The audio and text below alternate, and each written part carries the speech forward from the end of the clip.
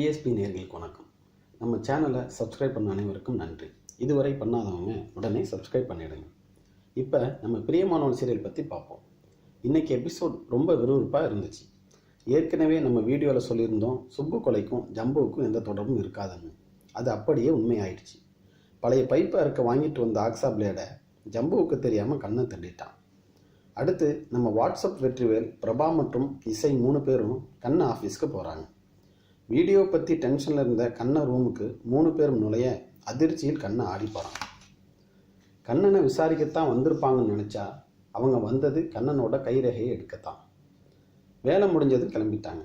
இனி என்ன நடக்கும்?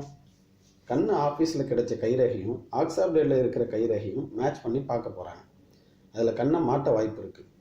ஒருவேளை அந்த ஆக்ஸா பிளேடில் கண்ணனோட கைரேகை இல்லைன்னா என்னடா எப்படி இல்லாமல் போகும்னு பார்க்குறீங்களா?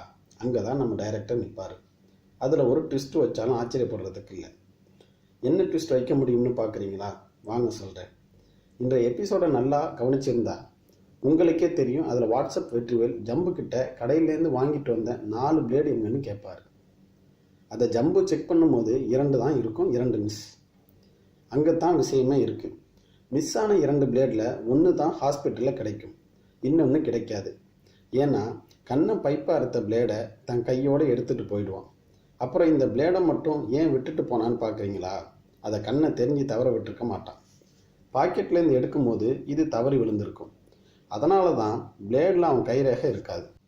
என்னடா இது, இருந்து இப்போ தான் கண்ணை சிக்க சரியான ஆதாரம் கிடச்சிருக்கு, அதுவும் இப்படி சொதப்பிடுச்சேன்னு பார்க்குறீங்களா? கவலைப்படாதீங்க. பிளேடு இல்லைனா என்ன, கண்ணை சிக்க இன்னொரு வழி இருக்குது. என்னென்னா, கொலை நடந்த அன்று தான் சென்னையிலே இல்லைன்னு நெல்லூரில் இருந்தேன்னு சொல்லி அங்கே ஒரு லாட்ஜில் ரெசிப்டை கொடுக்குறான். அதை வச்சு அந்த லாட்ஜுக்கு போய் என்கொயரி பண்ணுவாங்க. அதில் ஏதாவது துப்பு கிடைக்கும். அப்படி இல்லைன்னா ஹாஸ்பிட்டலுக்கு வந்துட்டு திரும்ப போகிற வழியில் ஏதாவது ஒரு சிசிடிவியில் மாட்டியிருப்பான். அதை வச்சு கூட கைது செய்ய வாய்ப்பு வரும். எது எப்படி இருந்தாலும் கண்ணை கம்பி எண்ண போகிறது உறுதி. அது எப்படின்னு மட்டும் டைரக்டாக முடிவு பண்ணுவார். ஹாஸ்பிட்டலில் கிடைச்ச பிளேடில் கண்ணை கைரேகை இருக்குமா? கொலை நடந்த அன்று நெல்லூர் போனது பொய் என்று வெற்றிவேல் கண்டுபிடிப்பாரா?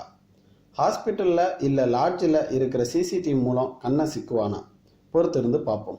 இந்த வீடியோ பிடிச்சிருந்தா லைக் பண்ணுங்கள். கண்ணை எப்படி மாட்டுவான்னு உங்கள் ஐடியாவை கமெண்ட்டில் சொல்லுங்கள். மேலும் இது போன்ற வீடியோவை பார்க்க நம்மளது சேனலை மறக்காமல் சப்ஸ்கிரைப் பண்ணுங்கள். நன்றி.